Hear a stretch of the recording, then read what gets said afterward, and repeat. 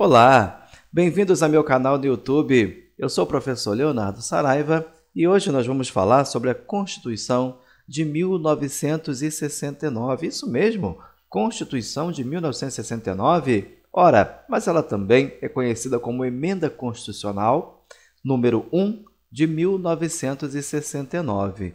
E daqui a pouquinho você vai entender por quê.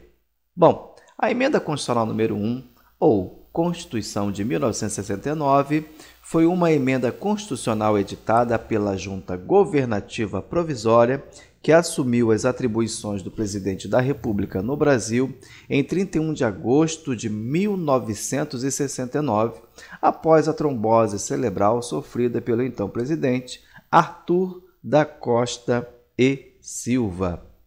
Diferente de outras emendas constitucionais que normalmente só trazem as alterações textuais efetuadas, essa emenda trazia a reedição de todo o texto constitucional da Carta de 1967, desde seu primeiro artigo, mesmo os trechos não alterados, recebendo, após essa alteração, outras emendas. Tá aí, os ministros da Junta Governativa, representando Exército, Marinha e Aeronáutica, ministros Marco Aurélio de Lira Tavares, do Exército, Augusto Rademacher, ou Rademacher, da Marinha, e Márcio Melo, da Aeronáutica. Tá bom?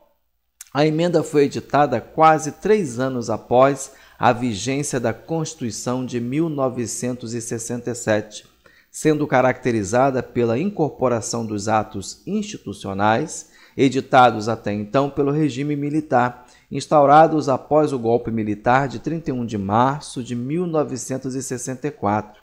Vigorou por 19 anos, até ser substituída pela Constituição promulgada de 5 de outubro de 1988, e considerada assim a Constituição vigente nas décadas de 70 e 80. Sobre o contexto histórico, na década de 60, uma série de golpes militares derrubaram regimes democráticos na América Latina. O medo que o comunismo se instalasse no continente após a Revolução Cubana fez os Estados Unidos apoiarem direta ou indiretamente uma série de governos militares, tá bom? Militares na região. E a direita brasileira e os militares se uniram para derrubar o presidente João Goulart, acusado de querer implantar o comunismo internacional no país. O presidente foi deposto em 1º de abril de 64, dando início à ditadura militar, que só terminaria em 1985. E depois o que nós temos? O denominado Supremo Comando da Revolução foi então constituído pelos militares, como nós vimos, General Costa e Silva, Brigadeiro Francisco Correia de Melo e o Almirante Augusto Rademacher, que em 9 de abril de 64 baixaram o ato institucional número 1. Apenas recapitulando, nós falamos um pouquinho desse texto, dessa história, na Constituição de 1967, aí tem um vídeo no canal sobre essa Constituição, tá bom? É interessante assistir os dois vídeos, tá? Após perder o apoio político, importante apoio político, Jânio Quadros renuncia em 61.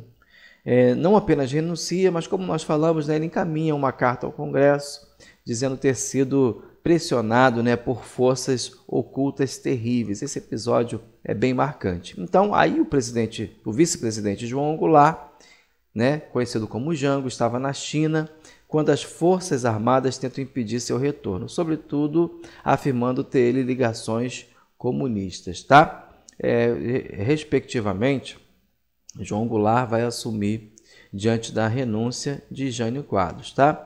E diante dessa situação toda, o Congresso Nacional aprovou, em 2 de setembro de 61, o regime parlamentarista, mas que não chegou a durar muito, pois, conforme referendo de 63, o povo determinou o imediato retorno ao presidencialismo. Após isso, nós vamos ver agora, em 9 de abril, essa junta militar assumiu o governo, tá bom? E nós vamos entender um pouquinho dos atos institucionais, tá? Começando pelo número 1, né? Ele foi assinado em 9 de abril de 64 pela junta militar. Esse ato, ele dava poder, né, a essa junta, né, aos militares, de alterar a Constituição, cassar mandatos e suspender também direitos políticos, sendo excluído a apreciação desses atos, tá? Esses atos não podiam ser depois questionados. Muito bem, o número 2, né, o ato institucional número 2, foi baixado pelo regime militar em 27 de outubro de 65. Muito bem, esse ato já determinava as eleições indiretas para presidente da República. Ele extinguiu todos os partidos políticos e ampliou o número de ministros do STF de 11 para 17. E também determinou a intervenção nos estados, tá bom? O ato institucional número 3 foi baixado pelo presidente Castelo Branco em 5 de fevereiro de 1966. Este ato determinava as eleições indiretas para governador e vice-governador e nomeação de prefeitos pelos governadores, tá? O ato institucional número 4 foi baixado pelo presidente Castelo Branco em 7 de dezembro de 66. Esse ato ele convocou o Congresso Nacional, que havia sido fechado, né, na época, para se reunir em uma sessão extraordinária com o objetivo de discutir, votar e promulgar o projeto de Constituição apresentado pelo presidente General Castelo Branco. A promulgação da Constituição Militar aconteceu tão logo em 24 de janeiro de 1967, tá? E ela passou a vigorar, então, em 15 de março de 1967. O ato institucional número 5, de 13 de dezembro de 68, né? E o detalhe para o AI-5, nós vamos falar um pouquinho mais dele por conta da sua importância para a história, tá? Ele formalmente manteve a Constituição de 67 e as estaduais. O presidente podia decretar o recesso no Legislativo. O presidente podia também decretar intervenção federal nos estados e municípios. Os direitos políticos podiam ser suspensos por até 10 anos ou cassados. Suspensas as garantias da vitaliciedade, inamovibilidade e estabilidade.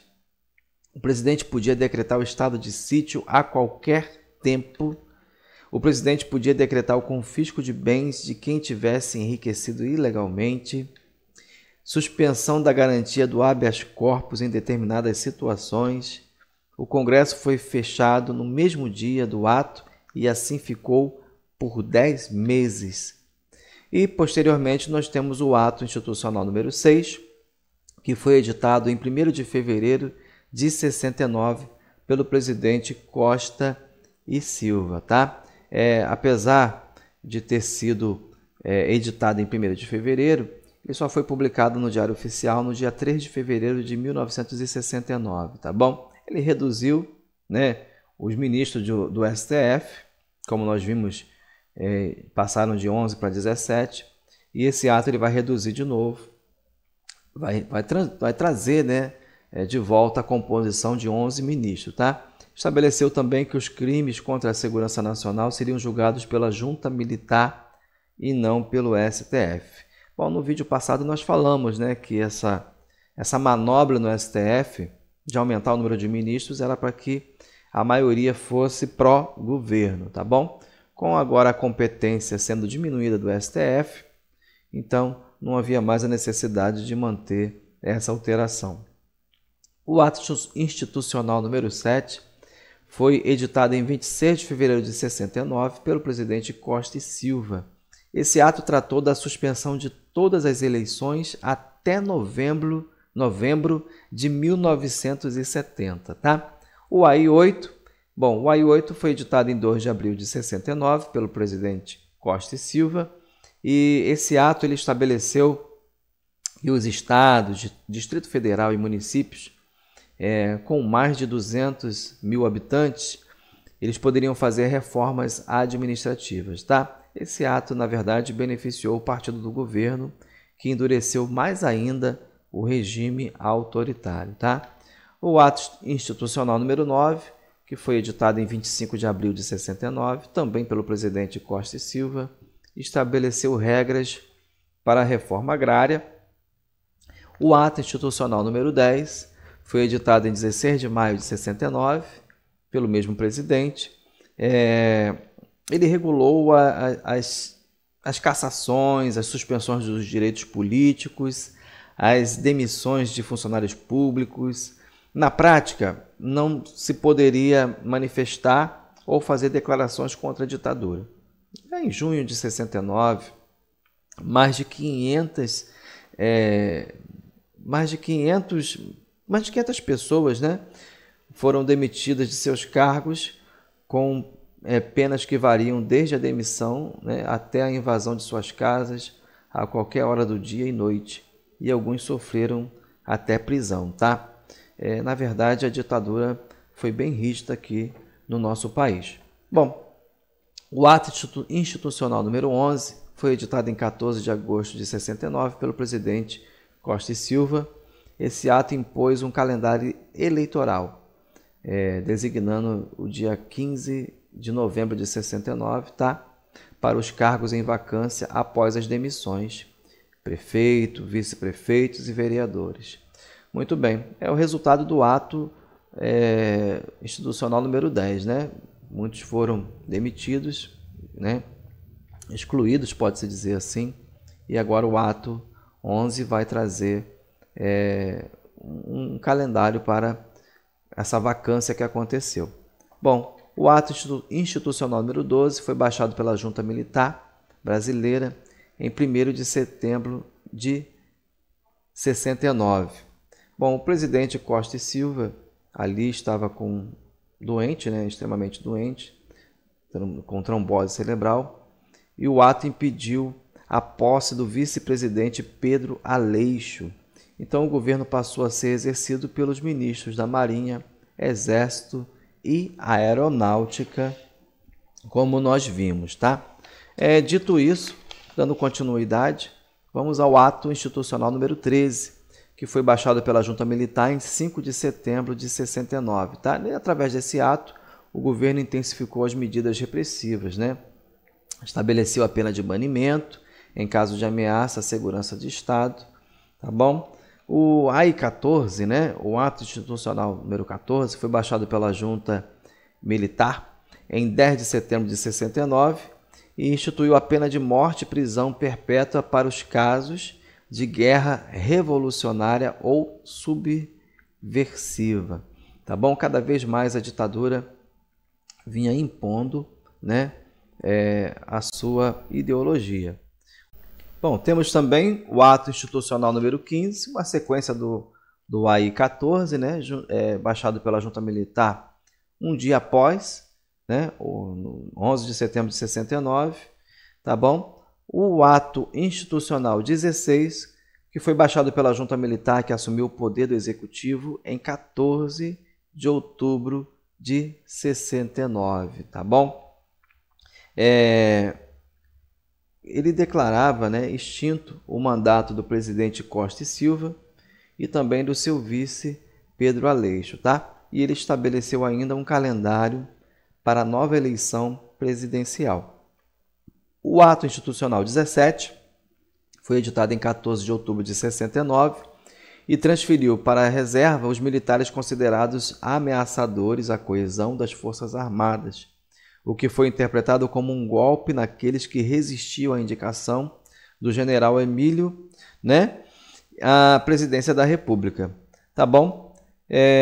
Em 17 de outubro de 69, então vai haver a Junta Militar, né, vai editar a Emenda Constitucional número 1, que incorporava aí os atos institucionais número 5, a Constituição de 67 e também os atos que lhe deram sequência, tá?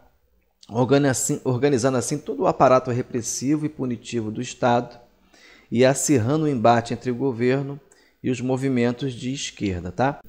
No dia 22 de outubro de 69, o Congresso Nacional foi reaberto para eleger o novo presidente da República, General Emílio Garrastazu Médici, e o vice-presidente Almirante Augusto Rademacher, ou Rademacher para alguns, tá? Que ficou à frente do poder até 15 de março de 1974. Os movimentos estudantis e sindicais foram contidos e silenciados pela repressão policial, ocorrendo ainda a maior parte dos desaparecimentos políticos e torturas. Destaques para a criação do slogan Brasil, ame ou deixe. Muito bem, dando sequência, então vamos lá. Emenda ou Constituição, né? Por que dessas duas correntes de entendimento?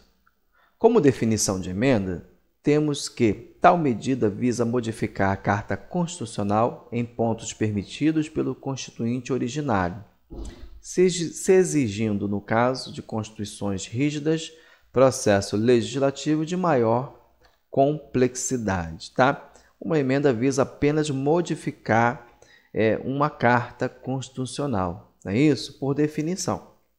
Em razão desta definição, há parte da doutrina que não considera a emenda número 1 de 69 como tal, tendo em vista que modificou todo o texto constitucional. A emenda número 1 de 69, ela não vai modificar apenas alguns artigos, né? Ela não vai modificar apenas alguns incisos, ela não vai modificar apenas parte da Constituição de 67, ela vai modificar todo o texto constitucional.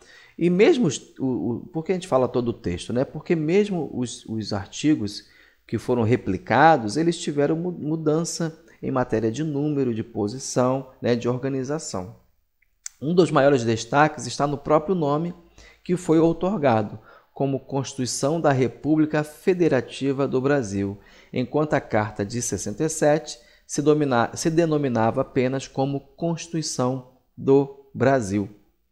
Além disso, uma vez que houve a convocação da Assembleia Constituinte para elaborar a Constituição nova, né, que substituiria a que estava em vigor, a de 67, sendo demonstrada de forma clara que o que se visava era uma nova Constituição. Não pode ser considerada como emenda, mas como ato político. Bom, esse mais outros dois motivos, né? O nome da Constituição, que era a Constituição do Brasil, passa a se chamar Constituição da República Federativa do Brasil, tá? E além disso, né, houve a convocação da Assembleia Constituinte para elaborar o texto. Embora o texto depois tenha sido outorgado sem a mesma, isso demonstrava a intenção de fazer uma nova Constituição e não emendar a Constituição atual da época, que era a de 67. Por causa dessas divergências, vão se considerar, né, como uma nova Constituição, embora alguns ainda mantenham a posição de que ela é somente uma emenda, tá?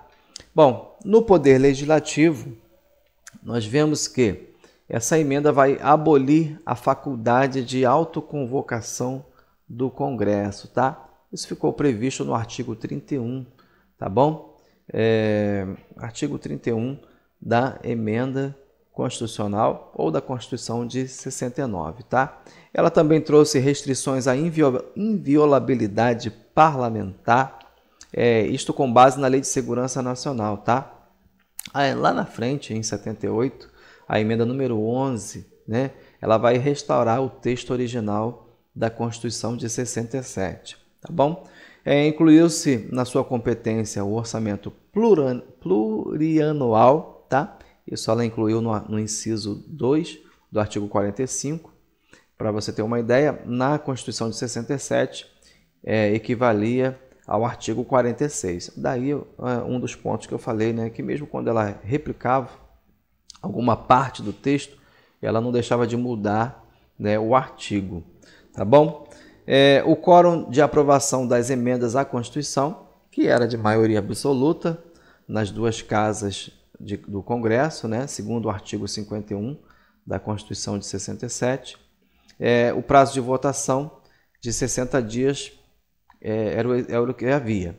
Passou a ser o quê? 2/3, né, em cada casa, e pela emenda número 11 de 78, ele vai voltar à maioria absoluta. Eu estou falando da emenda número 11 de 78, para você ter uma ideia do que acontece na linha do tempo, tá? Nós estamos falando de 69, então nós vamos ver que essa Constituição de 69, da maneira que você busca aí, né, o seu acesso pela internet, basicamente é pela internet, né? Dificilmente alguém compra um exemplar da Constituição que não está em vigor, não é isso? Então você tem que ter o cuidado para quando você checar com ou sem as alterações, tá? Se você baixar o texto já com a emenda de 78, você vai ver aí que o voto, no caso das emendas, né, ele vai ser por maioria absoluta e com prazo de votação de 90 dias. Muito bem. Dando sequência, no Poder Legislativo também, foram estendidas aos deputados estaduais as proibições previstas para os deputados federais, no artigo 34, inciso 1 e 2, tá bom?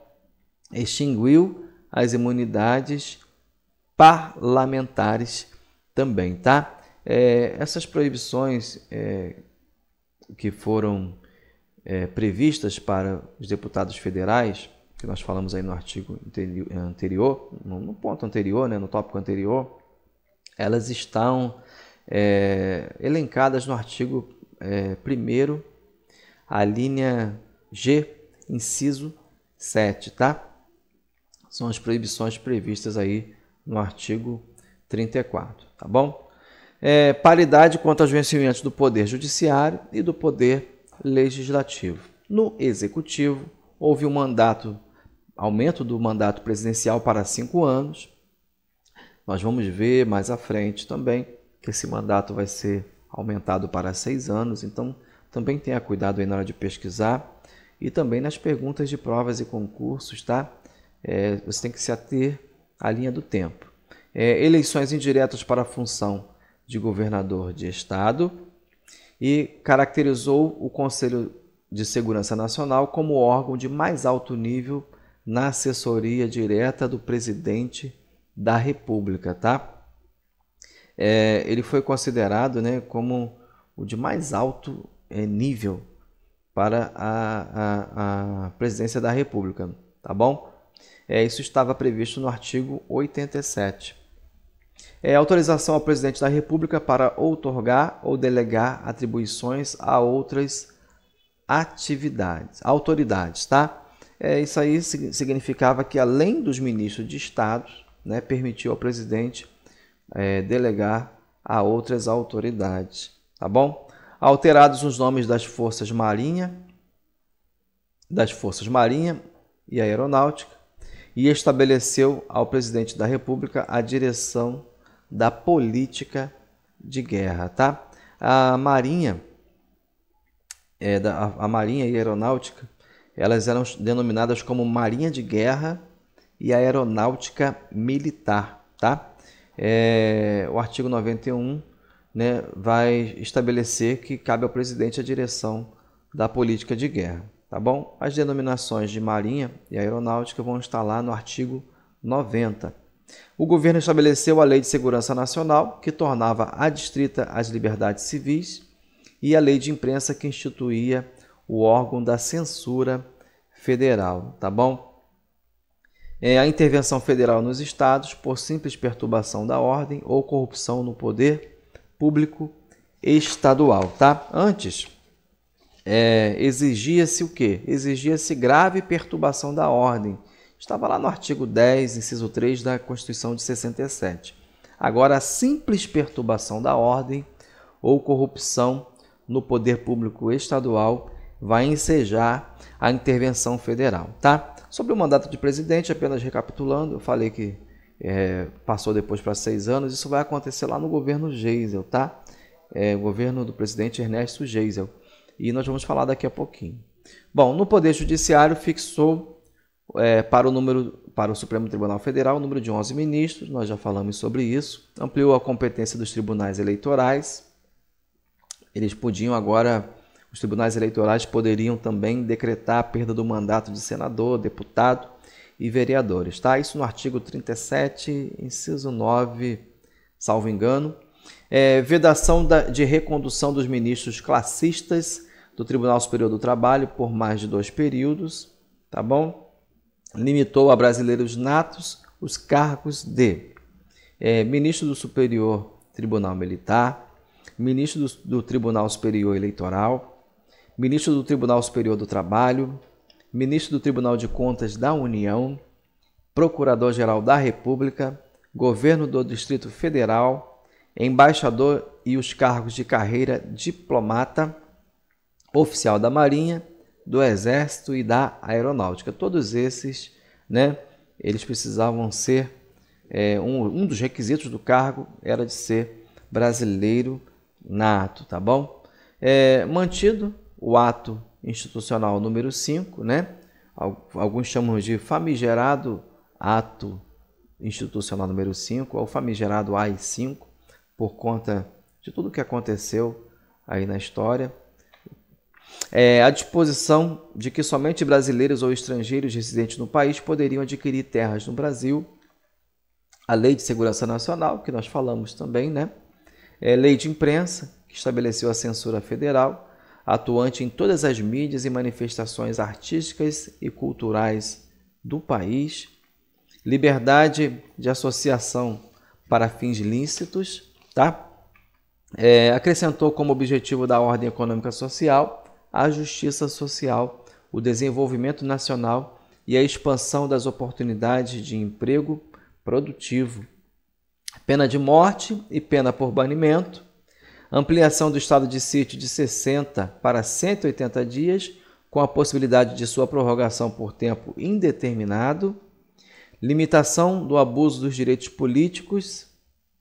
Liberdade de cátedra e de expressão artística. A política trabalhista e social do regime não foi tocada, mantendo-se o Fundo de Garantia do Tempo de Serviço, o FGTS, tá? FGTS, que foi criado em 66, instituiu o seguro contra acidentes do trabalho. Então, na parte trabalhista, a Constituição ela não trouxe retrocessos, está muito pelo contrário, ela avançou instituindo aí também o seguro contra acidentes do trabalho. Bom, em 77, como nós mencionamos, vai haver aí o governo Geisel, né? E o governo Geisel vai fazer o quê? Vai dissolver o Congresso Nacional, vai reduzir o quórum para aprovação de emendas constitucionais, como nós falamos, né?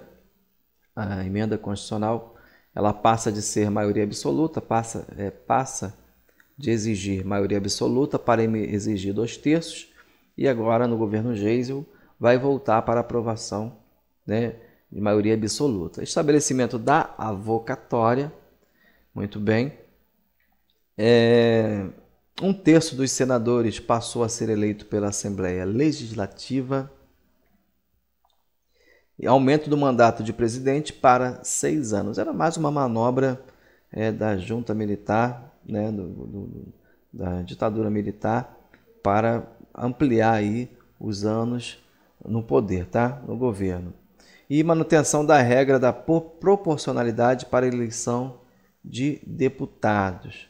Muito bem, em 78 nós vamos ver o início da redemocratização, tá? Com a revogação total do AI-5. Também vemos a suspensão das medidas que caçavam direitos políticos, tá? Todas essas medidas tinham base no AI-5, tá bom? Então foram suspensas as medidas que tinham base no AI-5 para caçar direitos políticos, tá? Impossibilidade de suspensão do Congresso Nacional pelo presidente da República.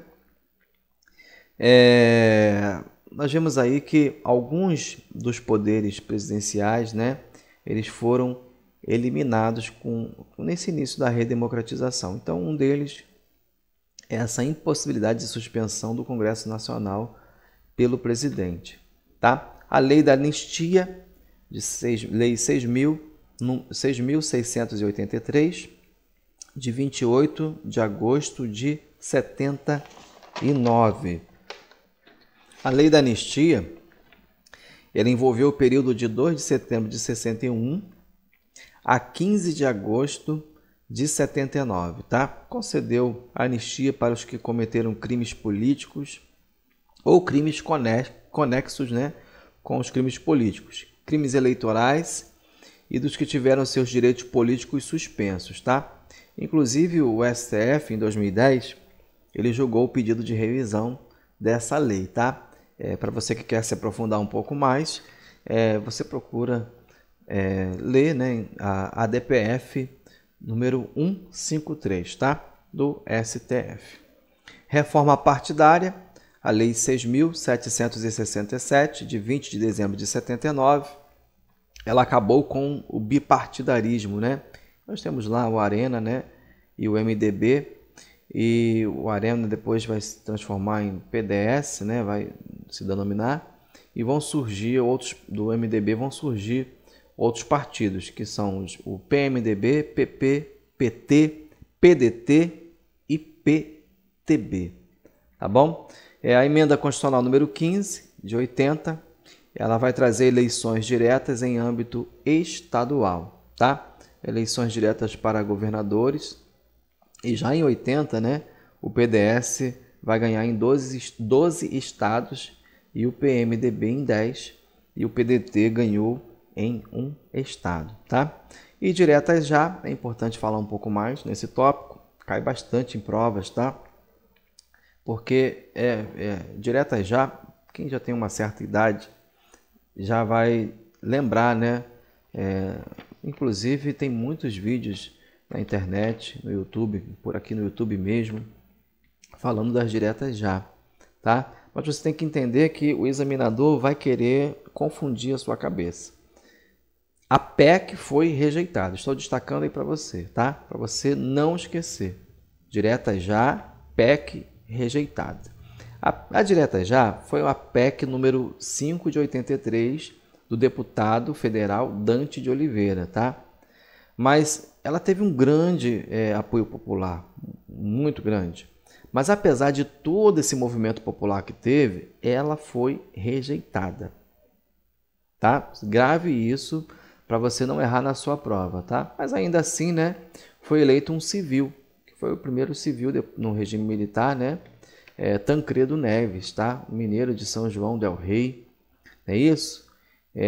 Tancredo Neves prometeu estabelecer a nova república, não é isso? A democracia social, mas infelizmente veio a falecer antes mesmo de tomar posse. E no seu lugar tomou posse José Sarney, que era o vice-presidente, tá? Ele assumiu a presidência e esse foi o fim da ditadura militar. Muito bem, vamos às perguntas. ESAF, Procuradoria-Geral da Fazenda Nacional, 2007.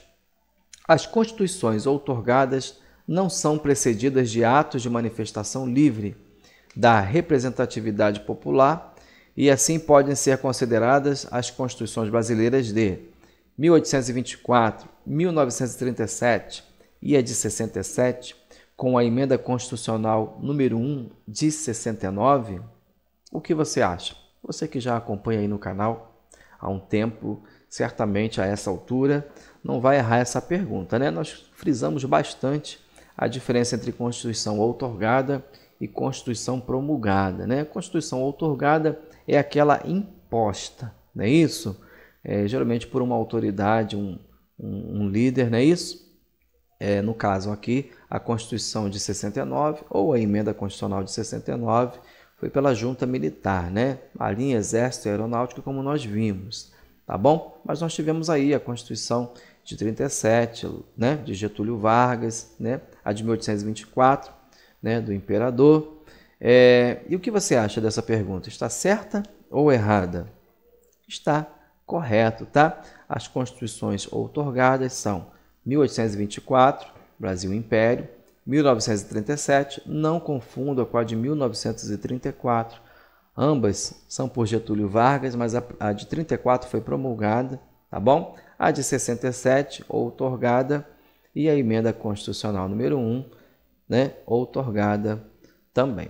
Bom, TRF, 5ª Região, 2007 também, CESP, concurso para juiz federal substituto.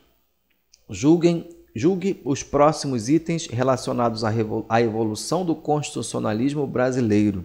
A Constituição de 67 foi emendada em 69 pelo Congresso Nacional, mantendo-se, pelo menos formalmente, as eleições presidenciais pelo sistema de sufrágio universal e o voto direto e secreto. O que você acha?